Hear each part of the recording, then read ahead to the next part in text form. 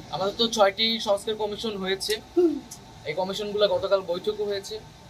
October মাস থেকে এইটার কার্যক্রম শুরু হবে এবং পাশাপাশি আরও কিছু যেমন শিক্ষা এবং গণমাধ্যম সহ আরও কিছু সংস্কার কমিশনের পরিকল্পনা রয়েছে।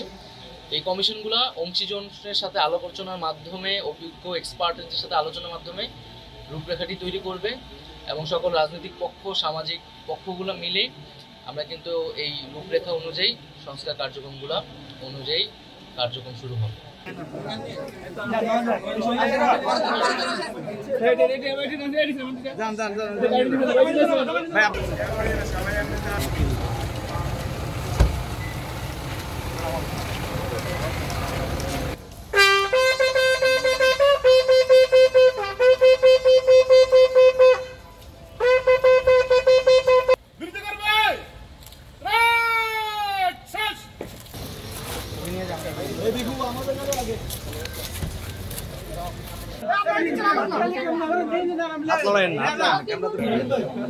এখন মোটামুটি আমাদের পুনর্বাসন কার্যক্রমের দিকে আমরা যাচ্ছি।